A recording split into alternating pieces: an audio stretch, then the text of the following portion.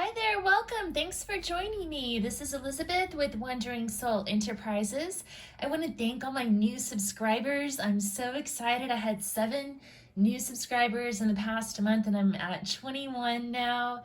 And it's really great. It's exciting to see the channel grow. So if you're new to the Archetypes and Elements series, you might want to check out the introduction video. I'll post the link in the description box below. It explains this spread and the purpose behind it, so it might be good to start there.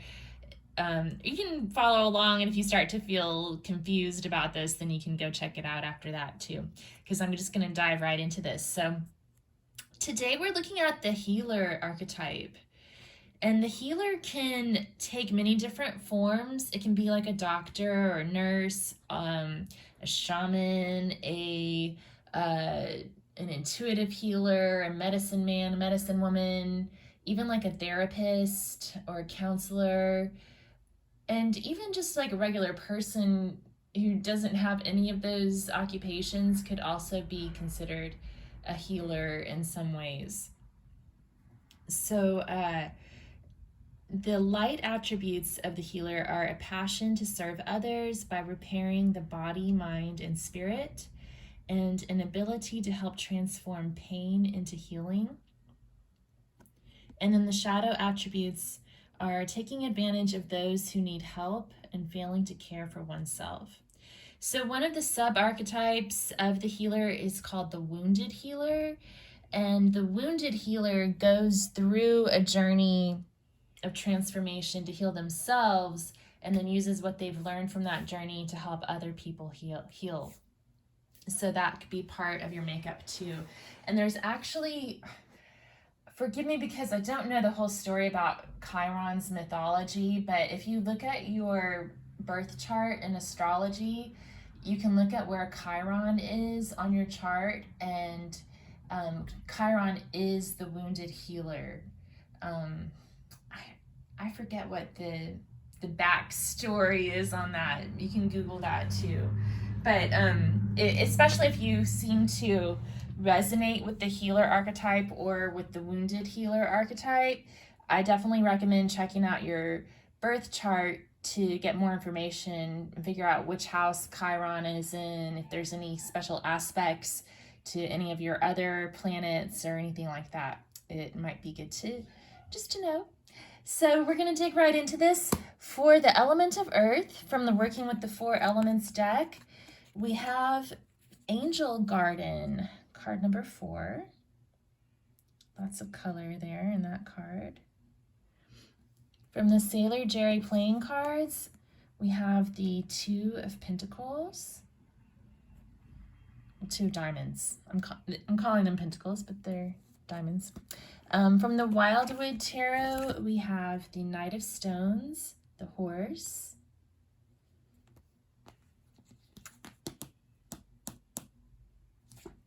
From the Waite Coleman Smith deck, the original tarot, I was trying to think of what the name of it was. What's wrong with me? We have the 8 of Pentacles. And then from the Antique Anatomy Tarot, the King of Coins.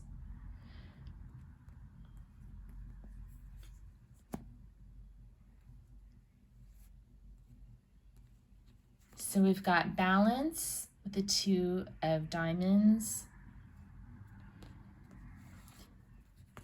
Knight of Stones with the horse. I'm thinking like healthy as a horse. That's popping into my mind. But the pentacles are about health, not just... The pentacles can be associated with the material world, like how you make money, but they're also associated with health. So 2 of Pentacles or 2 of Diamonds is about having your health in balance, like your mental and physical health, that sort of thing. Mental, physical, financial health, having everything in balance. The Knight of Stones is about moving forward and planning for the future and just being very strong. The Knight of Stones is very strong and steadfast. The 8 of Pentacles is about working, hard work.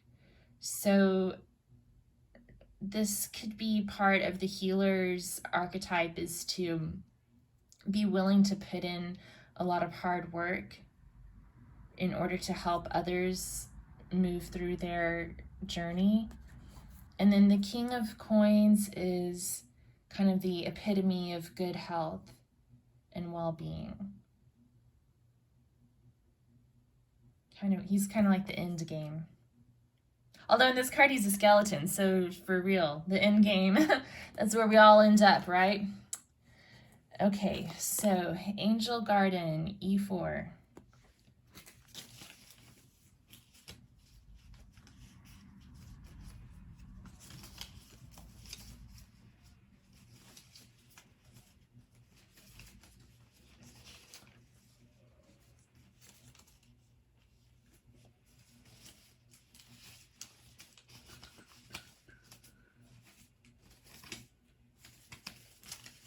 Okay. It's been a while since I've drawn this card, so it'll be interesting to see what it's got to say in the booklet. In nature, there is an established order of creation. The fairy world to the great divas and angels, all carrying out God's work. The geometric triangles and rainbow colors are the angel vibration notes of creation to the fairy world. Plant some seeds in a pot or in the garden. Try to go into the seed aura as it starts to grow. On earth, I can create my garden in heaven. So another thing about work, carrying out God's work. And part of the healer archetype is like the spiritual healer as well, like Jesus. There were others as well that Miss Mace mentions in her book. So that's kind of coming to mind as well. Other aspects of healing involve using plants. So this is talking about gardening. You know, there's plants that heal. They're, what else? Oh, colors and vibrations, sounds can sometimes be said to heal too. There's actually been studies that show that a connection to nature improves healing times in hospitals. So like there's a big movement in the green building and wellness industry to incorporate more green spaces and outdoor opportunities for patients in hospitals to aid with the healing process. That's coming to mind as well, that connection with nature. So the air element, we have Sleeping Beauty, card number 9, which is about connecting to your dreams and connecting to the astral world through your dreams, like astral projection. The King of Spades, the Knight of Arrows, the hawk, again, a king and a knight, interesting, okay. The King of Swords coming up again, and the Six of Blades. So the Six of Blades is about making that transformation to healing, going through a difficult time, which is what the healer helps their patient to do. I feel like with the King of Swords here, it's about being able to make a decision based on logic. So, you know, some healers work with their intuition and use alternative healing methods, crystals, plants, and that kind of thing.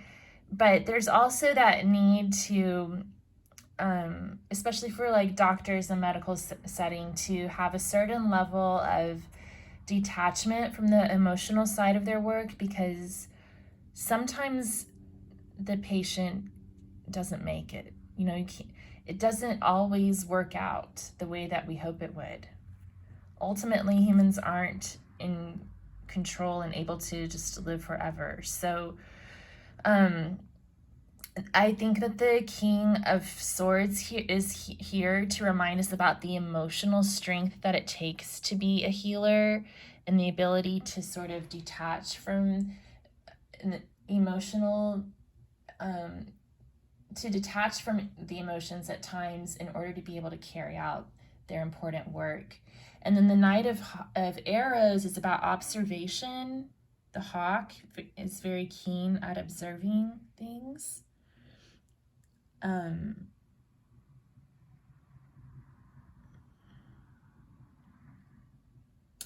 else was I going to say about the hawk? Yeah, keen observation and being able to make a swift decision, also very swift in decision making. I saw a hawk just like this the other day. That's why this card was kind of distracting me for a minute. I was walking through my neighborhood and I think it was a hawk like this. I think this is, well, maybe not. This is probably something you'd see in England. Most of the stuff on the Wildwood is from like England area. No, I saw a red-tailed hawk just swoop down about like 20 feet over my head, and he was carrying a mouse in his claws. I'm pretty sure that meant something. I'm hoping it means prosperity. Anyway, so yeah, the Knight of Hawks is about observation and swiftness, two attributes which are important for a healer to have. And then Sleeping Beauty is about that connection to your dreams, astral projection, connecting to the spiritual realm. And also, I'm just getting the importance of sleep in the healing process. A lot of our healing is done while we're asleep, both mental and physical healing. Okay, so from the element of fire, we have Red Angel, card F8. We have the Nine of Clubs, the Six of Bows, Abundance. This keeps popping up a lot today. The Queen of Wands, and the Ace of Rods. So the Ace of Rods is about energy, and channeling your energy in the right direction, using energy to help you heal. I see in this card, the healer is using energy to heal the patient. You can see the streams of energy moving in this picture. So this is sort of like that prana or chi that moves through the body in Chinese medicine or yoga or Ayurveda. And then the Queen of Wands also to me represents energy and health, vitality, connection with nature as well. And also one aspect of the Queen of Wands is that she's a very sociable person. So it also is indicating to me the importance of good relationships to our health and having friends that we can socialize with and connect with to help connect us with our happiness. I feel like I'm rambling there, but yeah, just friendship and relationships and how important that is to our health. And the Six of Bows is about abundance, and there's lots of good healthy veggies and things here that I'm drawn to, showing the importance of holistic health, and we are what we eat. Again, the prana, like it comes from the food. So food is energy that fuels us. You are what you eat. So it's also important to think of food as medicine. And then the Nine of Clubs is about protection. And it's speaking to a couple of things here, I think. For one, it's talking about that aspect of prevention versus just slapping a Band-Aid on the symptoms. So there's that. Good health starts with prevention and protection rather than just trying to treat the symptoms. Another aspect of this card is the Wounded Warrior. So I'm getting Wounded Warrior, Wounded Healer. The traditional Rider-Waite card depicts a man with a wounded head standing guard in front of a line of wands, and he's very wary and battle-worn, and so that to me demonstrates the battle that the wounded healer has to go through in order to share from their wisdom to help others heal. And then we have Red Angel, which I know is about fire. I want to say she's associated with Pele or possibly Bridget, but let me see. I'm forgetting now who she represents.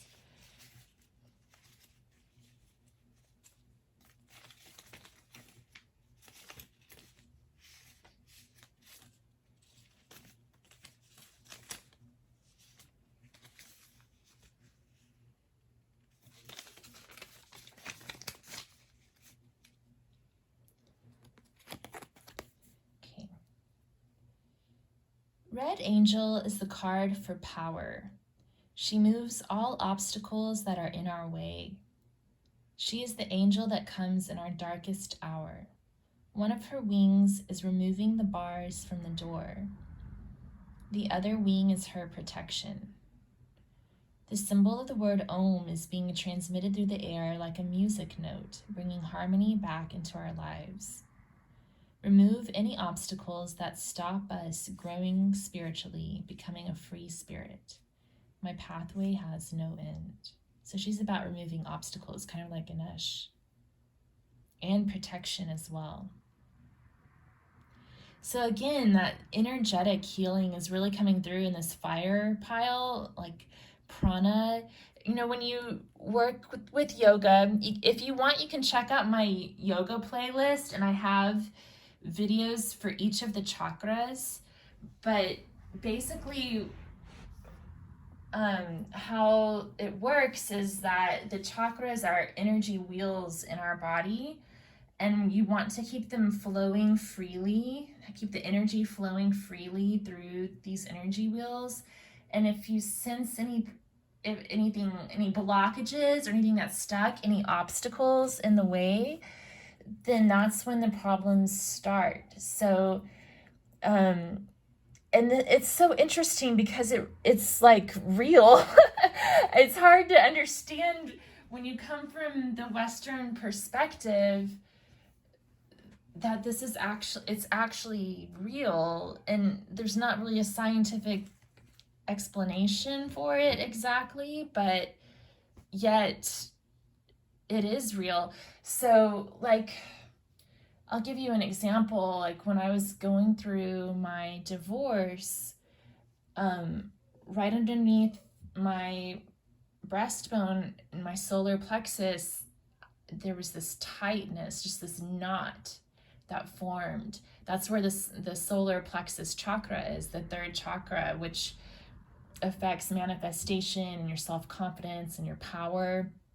So, like, that was a literal blockage in my third chakra, and I had to work through it. I had to massage it out. I had to meditate. I had to go see a counselor. You know, there were a lot of things that I had to do in my life to help remove that blockage. Yoga can help with that too. Like, certain yoga postures help to get the energy flowing. And then another thing that happens sometimes is like when you're grieving, or just maybe in a bitter argument with a loved one or something like that, sometimes your throat will like tighten up, and that's a blockage in the throat chakra. And so if that remains, you can develop health issues. You can get sick, you could get a sore throat, you can get a cold. Like, different things can manifest associated with that part of the body because there's a blockage in the energy there that's related to your emotional state and the energy that's flowing through your body. So there really is something to it. And when I first became a yoga instructor, I kind of was like, okay, yeah, well, I'll teach whatever the science can prove. And like the more I've gone along with it, I'm like, no, this is real. Like when I have an experience that has affected me emotionally related to one of my chakras, I also feel it physically in that area of the body. So I know that there's something to it. Anyway, off my soapbox, but just felt called to share that. So let's look at the element of water. So we have card number 1, Pan and the Cosmos. And then we have the Ten of Hearts, 2 of Vessels, Attraction. And if you've watched my channel, you know how I feel about this card. Oh, hey, 10 of Cups again. Wow, oh my gosh, we got 10 of Cups 3 times. That's so cool. This is like one of my favorite cards. It's about happiness. Oh, isn't that beautiful? The rainbow for all the chakras. Happy, healthy family, happy, healthy kids. What does it say here? Wisdom, bliss, harmony, dreams, calming, happiness, passion, love. Some things that are still hidden behind the flowers. Oh, beautiful. So, one thing I'm getting here is like meditation. That's coming through. Like, I'm just hearing that in my mind. Like, I think the guides want me to talk about that for some reason and how it relates to health. You know, all aspects of our health are related: mental, emotional, and physical. And practicing meditation can help you to release resentment and to forgive others and forgive yourself and to just be more grateful and appreciative of the blessings in your life. So you can look up meditation. You can probably just search for it in YouTube and there will be tons of videos that show up about it. YouTube's awesome. So you could use that, or I also use a meditation app called Insight Timer, and there's a lot of meditations on that too. But basically it's just about going, getting calm, and you usually start with yourself and wish yourself happiness, health, and safety. And then you think of another person whom you love unconditionally, wish them happiness, health, and safety. And then maybe think of a stranger that you see every day, like the mailman or somebody at the grocery store, and wish them health, happiness, and safety. And then maybe think of someone who is a little, maybe a little harder to love. Think of somebody who's maybe hurt you, and wish them health, happiness, and safety as well. And then if that's too hard to do, you come back to yourself and wish yourself the health, happiness, and safety that you need. So it's a beautiful exercise. It's helped me a lot in my life to overcome some of those blockages. It helps get that energy flowing again sometimes when it's gotten stuck on anger or resentment or betrayal or power struggles and that sort of thing. Okay, so we also have 2 of Vessels, Attraction. So using love to heal, staying balanced again, balanced approach to healing. I'm also getting those energy vibes again here. See how their hands are touching, and there's this fiery heart coming down. Like there's energy generated there, like a magnetic attraction between their hands in that energy field. And then it's coming down as water through their hands into the cups. So it's again about allowing your body to be a channel for the energy that flows through it.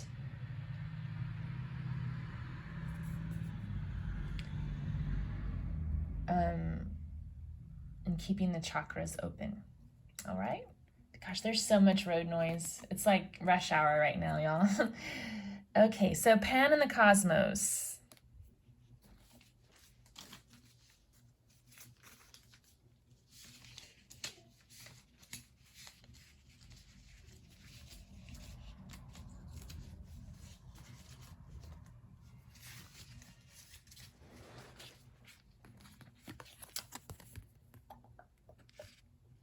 Okay, stretching our consciousness into the deepest part of the cosmos, looking for the end, you will find no end.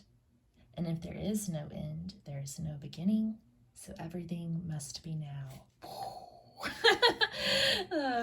I love that. It sounds like something someone would say at a party when they're getting real philosophical.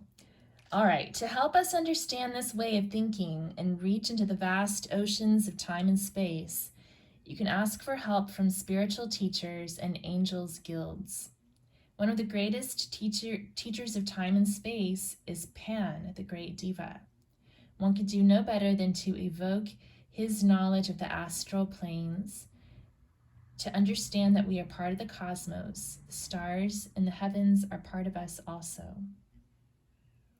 In meditating, try to visualize traveling into deep space, uniting yourself with your star. There is only me stopping myself. Let go and reach for your star. Yeah. So Pan and Sleeping Beauty are both kind of about that astral projection.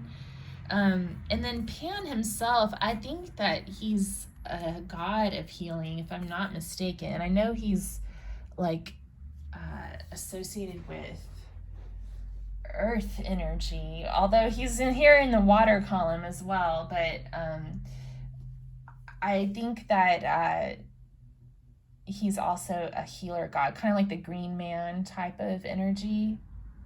So it's interesting that he came up, but in the water column. Flowing with the cosmos.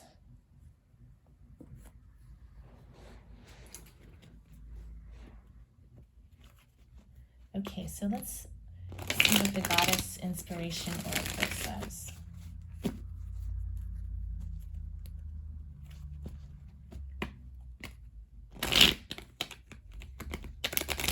You know, it's neat too, it just occurred to me, like, I know there's certain parts of the world, I know India's having a very hard time right now, and I'm sending them my prayers,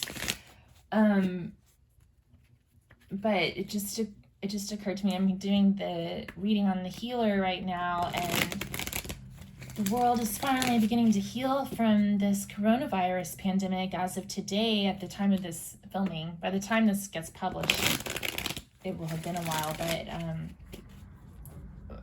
the CDC just issued guidance today saying that people who are vaccinated in the US don't need to wear a mask, and they can basically go back to regular life. So that's so exciting to hear after such a struggle, you know. Okay, I think Pan reminded me of that because I was thinking pandemic. Oh yeah, okay. All right, I'm gonna draw one of the Goddess Inspiration Oracle cards by Kris Waldherr.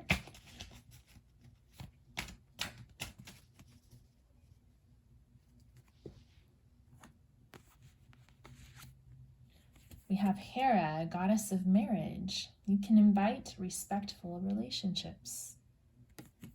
So maybe a special message for someone out there, like having a respectful relationship is really important to health, whereas having toxic relationships can be damaging. We talked about relationships a little bit when the Queen of Bows appeared in the fire column, so I think that's sort of reiterating that message of the importance of the people in your life and your relationships with them, and how toxic people need to go because they can drain your health.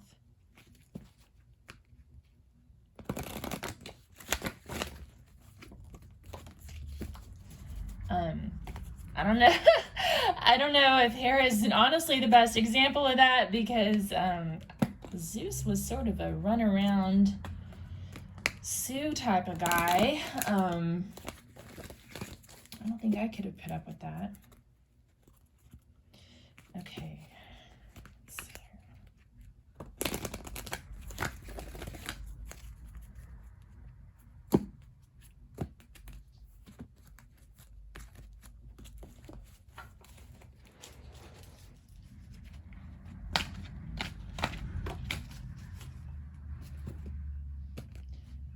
So from the Gods and Titans Oracle, we have Odin, guidance.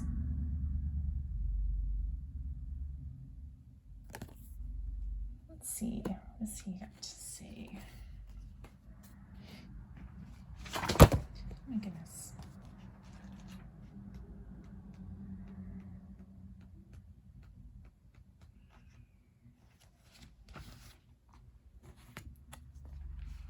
Seek guidance to solve an issue. Choose carefully whom you take counsel from. Respect experience. It takes time to develop wisdom and knowledge. Be patient. Well, that sounds like good advice when you're considering a healer. And that kind of puts things into perspective too with Hera being here. Like, if you're facing a health issue and you're seeking someone else who possesses the healer archetype to be your guide through this difficult experience, you want to make sure you're choosing someone who has wisdom and someone who you can respect and who's respectful to you as well, who's not just going to be in it for the money, and who's going to be honest and clear about what can and can't be done, who's not going to make false promises. So that speaks to respectful relationships as well. Like, the healer and the patient need to have a respectful relationship between each other. And a healer should be experienced and wise and have the proper training to do what they're claiming they can do. So that's all really important, good advice. So if you're a person who's seeking a healer, you want to seek those qualities out. If you are a healer and you're presenting yourself as a healer, you need to make sure that you've developed those qualities within yourself in order to stay in that light attribute of the healer archetype. So I'm going to draw the major arcana cards from the 3 tarot decks. We'll start with the writer Waite Coleman Smith.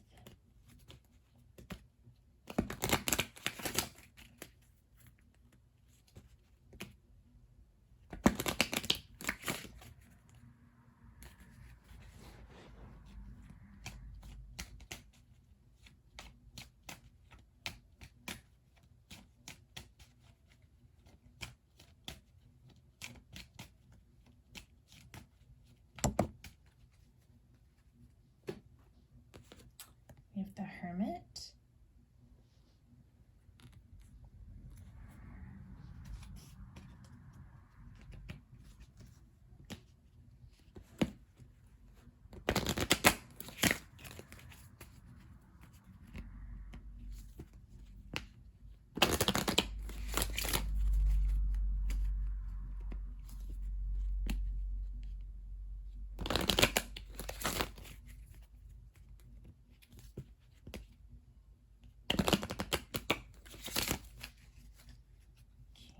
And then from the Wildwood Tarot. Oh my, that was weird. Excuse me. Okay. Let's just get one from the Wildwood Tarot. They're just wanting to jump out of my hands today. Oh my goodness. You know what? The two that just jumped out were the Shaman and the Seer. That's really interesting. Okay. Let's just try to get just one card. Just one. Let's narrow it down.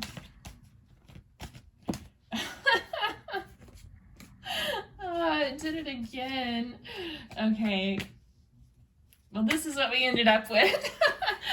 The seer tried to pop out again, and then the blasted oak and the woodward also were trying to come out. So there's a lot that goes into this. The woodward's about strength. The blasted oak is about hidden rock bottom and needing to start over again. And then the seer and the shaman are both like ancient healer archetypes, right?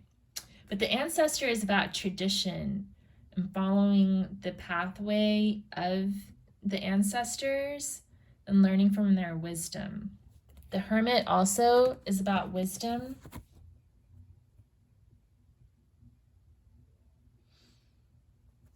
So that's coming in very strongly as an important aspect of the healer archetype.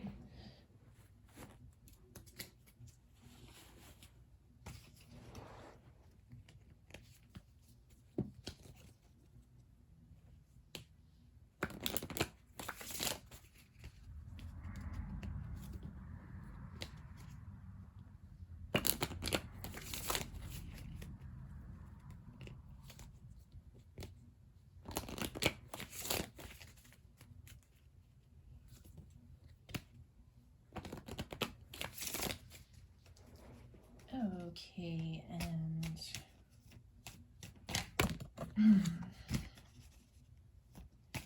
let me get one from the Antique Anatomy Tarot. So we have the Emperor.